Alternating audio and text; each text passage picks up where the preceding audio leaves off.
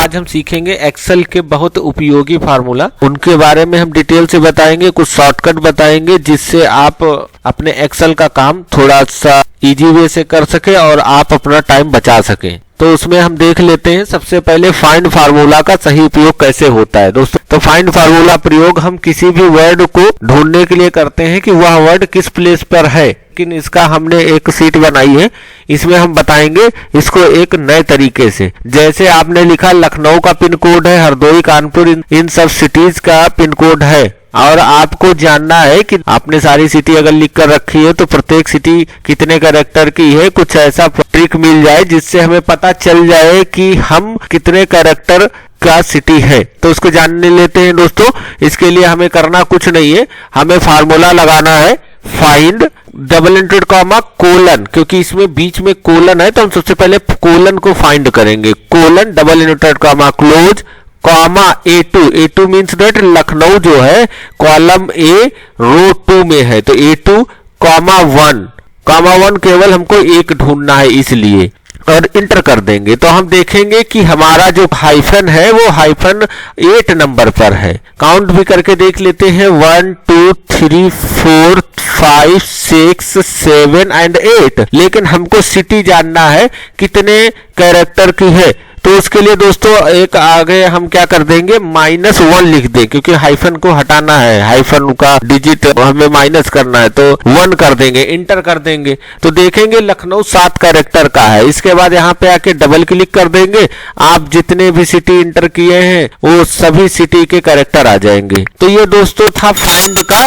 Real use. अब हम दोस्तों आपको इसी सीरीज में आगे बता देते हैं text to column. Text to column होता क्या है कि आपको हम बता देते हैं, जैसे आपने ये सिटी और पिन कोड एक साथ लिख कर रखे हैं। तो दोस्तों देख लेते हैं इसको कैसे करेंगे। हम चाहते हैं सिटी दूसरी कॉलम में हो जाए और पिन कोड दूसरे कॉलम में हो जाए, और ये हमारा डेटा हजारों की संख्या में है। तो कैसे करेंगे, हर बार कॉपी कट पेस्ट करेंगे, टाइम वेस्ट होगा। लेकिन हम कहते हैं कुछ हमें ऐसी ट्रिक मिल जाए कि लखनऊ एक नई रो में आ जाए और पिन कोड एक नई रो में आ जाए। तो इसके लिए देख लेते हैं ये जादू। हम इसको सेलेक्ट कर लेंगे और डेटा में जाएंगे, टेक्स्ट टू कॉलम पे क्लिक करेंगे, नेक्स्ट करेंगे, अदर में क्लिक करना है हमें, और अदर में क्लिक करने के बाद जहां से हमें दूसरी रो में लाना है वो हटाना है तो वो हाइफन लगा देंगे, हमें हाइफन नहीं चाहिए। और यहाँ पे टेक्स्ट क्वालिफायर हमें बीच में कुछ नहीं चाहिए, नल लगा देंगे और नेक्स्ट कर देंगे। जैसे फिनिश करेंगे तो देखेंगे दोस्तों सिटी दूसरे कॉलम में हो जाएगी और पिन कोड दूसरे कॉलम में, इस तरीके से। तो ये जादू दिखाई दिया ना। तो ये दोस्तों होता है यूज टेक्स्ट टू कॉलम का। अब हम दोस्तों नेक्स्ट फार्मूला देख लेते हैं रिपीट का फार्मूला आपको पता ही होगा, लेकिन हम इसको एक नई ट्रिक में बताते हैं कि सपोज करिए महेंद्र को 2 रेटिंग स्टार रेटिंग और सचिन को 3 मिला है, राहुल को 4, AIT को 5, केएल राहुल को 4। अब हम दोस्तों चाहते हैं कि इनका स्टार भी हम यहाँ पे इंटर कर लें और वो हजारों का डेटा है तो उसमें अपने आप सभी में आ जाए। तो इसके लिए दोस्तों करना कुछ नहीं है, रेप्ट लिखेंगे REPT rapt double inverted comma, और यहाँ पे हम स्टार लाना, स्टार सिंबल से आप स्टार इंटर कर दीजिए, या फिर आप जैसे हमने इंटर कर दिया है @ double inverted comma close comma और सेल नंबर जिसमें रेटिंग है, कितनी रेटिंग है वो सेल नंबर डाल देंगे, इंटर कर देंगे। तो महेंद्र की 2 रेटिंग थी तो इसलिए 2 आ गए। यहां पे हम डबल क्लिक कर देंगे या इसका ड्रॉप डाउन कर देंगे तो ये सभी में आ जाएगा। तो दोस्तों ये इस तरीके से बन जाएगा, आप देखेंगे इस तरीके से आप स्टार ला सकते हैं।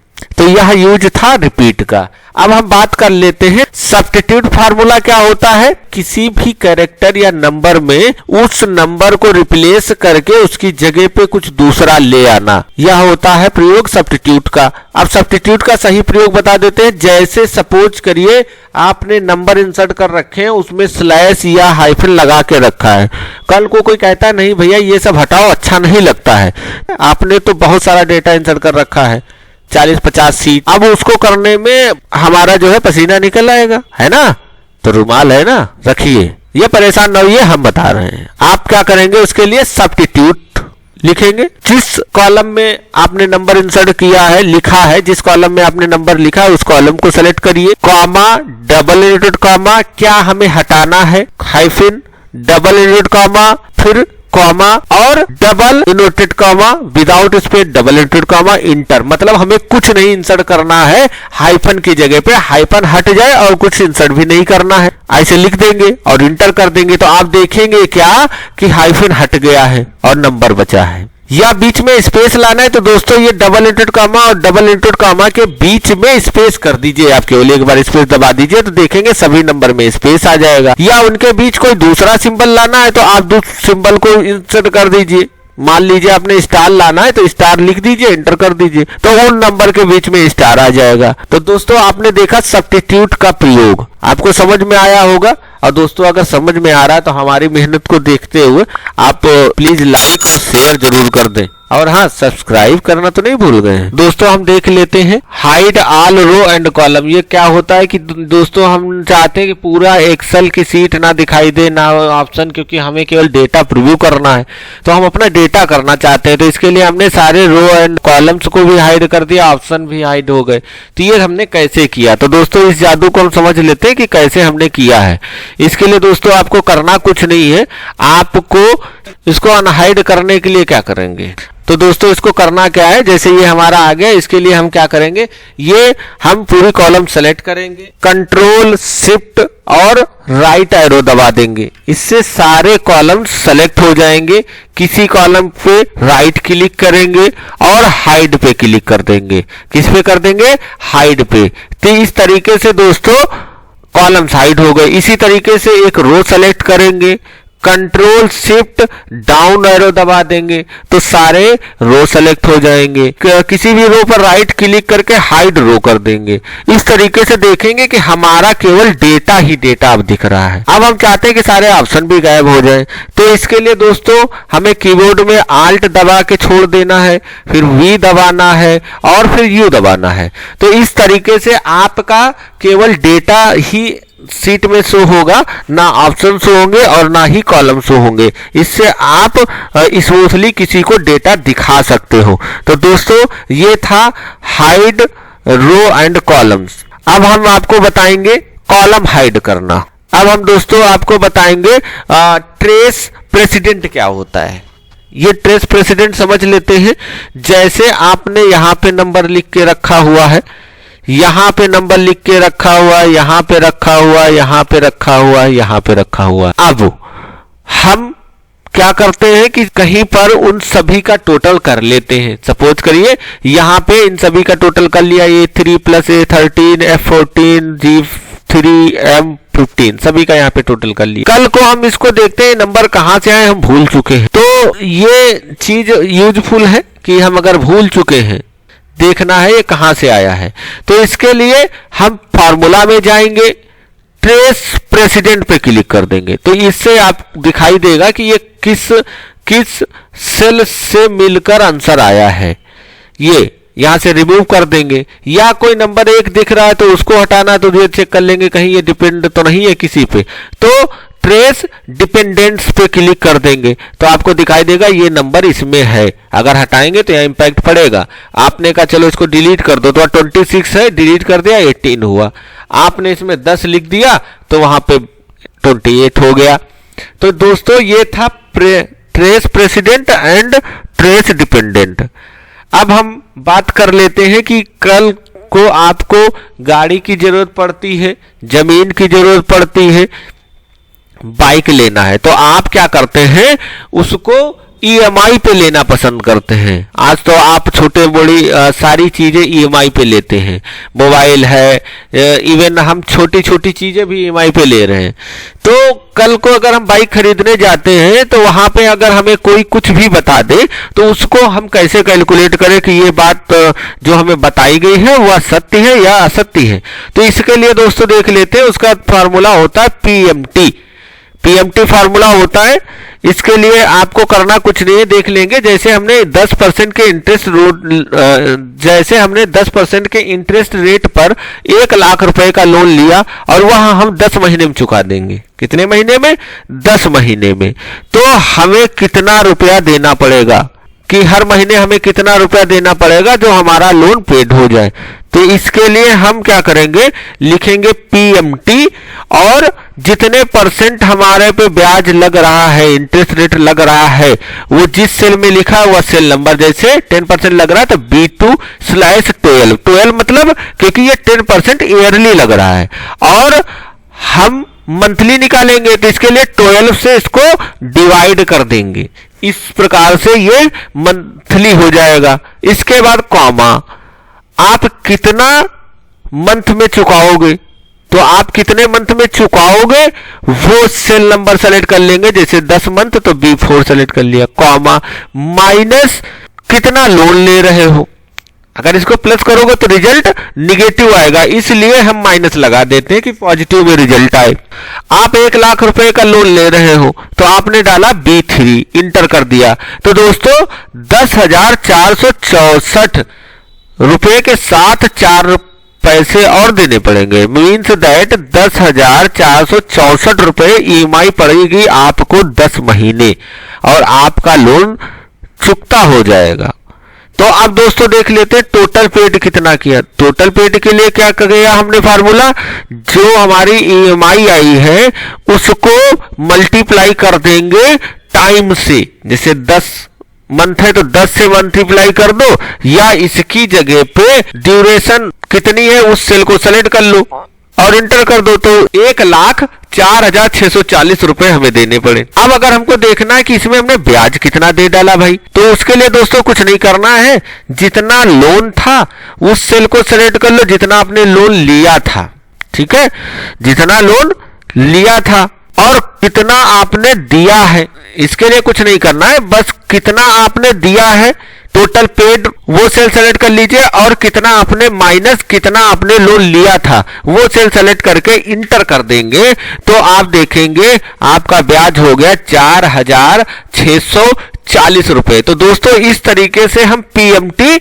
निकाल लेते हैं। इसी तरीके से दोस्तों आईपीएमटी और पीपीएमटी का मतलब क्या होता है या जान लेते हैं। ये पीएमटी का ही प्रारूप है, इसको समझ लेते हैं। सपोज करिए कि अगर हमको जानना है कि हमको फर्स्ट मंथ में कितना ब्याज पड़ा और कितना मूलधन गया उसमें, अगर ये हमें चेक करना है उसी में, तो उसके लिए कुछ नहीं करना है दोस्त, आप मंथ ना लीजिए। आईपीएमटी मतलब इंटरेस्ट पेमेंट और पीपीएमटी मतलब होता है कि प्रिंसिपल पेमेंट। आप क्या करेंगे, इसमें कुछ नहीं करना है, वहां पीएमटी की जगह जैसे फार्मूला लगाया था वैसे आईपीएमटी के कर दीजिए। पीएमटी जैसे लिखा था वो आईपीएमटी लिख दीजिए। फिर B2 मतलब 10% डिवाइडेड बाय 12 मतलब मंथली आ जाएगा, कॉमा किस मंथ का, आपने कहा फर्स्ट मंथ का तो D3, कॉमा कितने मंथ में चुकाएंगे, ड्यूरेशन B4 10 मंथ में, कॉमा कितना लोन लिया था माइनस B3, इंटर कर दिया। तो ये दोस्तों 833 रुपए आपका ब्याज निकल आया। अब इसको सभी में स्क्रॉल डाउन करने के लिए सबसे पहले आपको F4 दबाना होगा। B2 पे क्लिक करके F4 दबा दीजिए, B4 पे क्लिक करके F4 दबा दीजिए, B3 पे क्लिक करके F4 दबा दीजिए और D3 पे क्लिक करके F4 दबा दीजिए। पर यहाँ पे D3 के बीच का डॉलर हटा देंगे क्योंकि हमको D3 को फिक्स नहीं करना, वो मंथ बढ़ते रहेंगे, इंटर कर देंगे। अब जब हम यहां से दोस्तों डबल क्लिक करेंगे तो सभी में प्रत्येक मंथ का इसमें इंटरेस्ट रेट निकल आएगा। उसी के साथ में पीपीएमटी मतलब प्रिंसिपल वैल्यू क्या होती है, प्रिंसिपल वैल्यू कितनी देनी पड़ेगी मतलब मूलधन। तो यहाँ पे वही सेम फार्मूला है, B2 divided by 12, D3 means that first month का, comma B4 duration, comma minus B3 कितना लोन लिया था, और सभी को ये फिक्स कर दिया है हमने। सेम टू सेम आईपीएमटी तरीके से है, केवल यहाँ पे आई की जगह P हो गया, इंटर कर दिया तो ये आ गया 9,630 रुपए आ गया। अब हम देखेंगे क्या हमारा ये प्रिंसिपल दोनों मिला के उतना ही अमाउंट हो रहा है। इसको principal value plus interest rate enter कर दिया तो देखिए 10,464 रुपए आ गए जो EMI आपकी मंथली थी। 10,464 रुपए आ गए जो मंथली EMI थी। तो दोस्तों इस तरीके से हम निकाल सकते हैं पीएमटी कितना ईएमआई होगा, कितना इंटरेस्ट पड़ेगा और कितना हमें प्रिंसिपल अमाउंट देना पड़ेगा। तो दोस्तों आई होप आप लोगों को समझ में आया होगा अच्छे तरीके से, और अगर समझ रहे हैं और कुछ सीख रहे हैं तो लाइक कर दीजिए और शेयर जरूर कर दीजिएगा अपने व्हाट्सएप फेसबुक पे। पीवी मीन्स दैट कि प्रेजेंट वैल्यू। आप लोन लेना चाहते हैं और आप जाते हैं बैंक में, और बैंक में आपसे पूछा जाता है कितने किस्त आप मंथली दे सकते हैं। तो आपने कहा कि हम 15,000 रुपए दे सकते हैं क्योंकि हमारी सैलरी है 35,000 रुपए, बाकी हमारे अन्य एक्सपेंसेस होंगे। तो उसके लिए लोन अमाउंट पे क्लिक करेंगे, कितने परसेंट आपको इंटरेस्ट रेट, कितना इंटरेस्ट रेट आपको पड़ रहा है, यहाँ पे इंटरेस्ट रेट होगा। देख लेते हैं कि भैया 10 इंटरेस्ट रेट 10% पड़ेगा और ईएमआई 15,000 रुपए भर सकते हो और 5 साल में चुका लोगे। 5 साल मतलब 12 मंथ होते हैं, तो 5 साल मतलब 60 मंथ में चुकाना है। अब दोस्तों हमको जैसे देखना है कि कितना के लोन मिल सकता है, तो इसके लिए हमें कुछ नहीं करना है दोस्तों, इसमें हम पीवी लिखेंगे, वही फार्मूला कितने परसेंट ब्याज हमें देना पड़ रहा है, 10% डिवाइडेड बाय 12 मतलब मंथली निकल आएगा। कितने मंथ में आप चुकाएंगे, कॉमा वो डाल देंगे, कॉमा कितना आप ईएमआई देना चाहते हैं वो डाल देंगे, इंटर कर देंगे। तो दोस्तों निकल आएगा कि आप जो है 7,05,980 रुपए का लोन आपको मिल जाएगा, सैंक्शन हो जाएगा। ये आपकी एलिजिबिलिटी है। तो दोस्तों पीवी से हम देख सकते हैं कि हमें कितनी वैल्यू मिलेगी, प्रिंसिपल वैल्यू। एफवी दोस्तों देख लेते हैं, एफवी मतलब फ्यूचर वैल्यू, कि कहीं पर आप इन्वेस्टमेंट कर रहे हैं तो आपको कितना रुपया कुछ समय बाद मिलेगा। ये अगर चेक करना है तो हम इसको चेक कर सकते हैं। जैसे बैंक में आपने आरडी कर दी, रिकरिंग डिपॉजिट, तो उसमें हमें कितना मिलेगा। या कल को कोई बंदा कहता है कि भैया एलआईसी करा लीजिए 10 साल के लिए, या पोस्ट ऑफिस के वीपी ले लीजिए, आपको 10 साल मंथली 1,500 रुपए देना, 10 साल बाद हम तुम्हें 4 लाख रुपए देंगे। तो आपको देखना कितने परसेंट हमको इंटरेस्ट रेट मिला है, या कितना हमें मूलधन मिलेगा, कितना हमें मूलधन प्लस इंटरेस्ट रेट के साथ मिलेगा। ये सारी जानकारी हम एफवी से ले सकते हैं। सपोज करिए कि आपको 6% इंटरेस्ट रेट मिल रहा है और 5500 रुपए मंथली आप बैंक में आरडी करवाए हैं और कट रहा है 12 महीने के लिए। तो आप जानना चाहते हैं कि हमको 12 मंथ के बाद बैंक आरडी का कितना रुपए वापस करेगी। तो इसके लिए हमें कुछ नहीं करना है, एफवी लिखना है, सेम हियर कितने परसेंट ब्याज दे रही है divided by 12, comma P4 means that कितना पीरियड आपने लिया है 12 मंथ, कॉमा माइनस कितने रुपए की किस्त दे रहे हैं, इंटर कर दिया। तो बैंक आपको वापस करेगी 67,845 रुपए। तो अगर आप देखेंगे कि कितना रुपए आपने मूलधन जमा किया, तो 5500 रुपए जमा कर रहे थे, 12 महीने जमा किया आपने, 66,000 रुपए जमा किया, आपको प्राप्त हुआ 67,845 और माइनस कर दीजिए 66,000 को। अब आप देखेंगे बैंक ने आपको 1,845 रुपए इंटरेस्ट रूप में दिया। तो यह होता है एफवी। तो दोस्तों आपको समझ में आया होगा एफवी क्या होता है।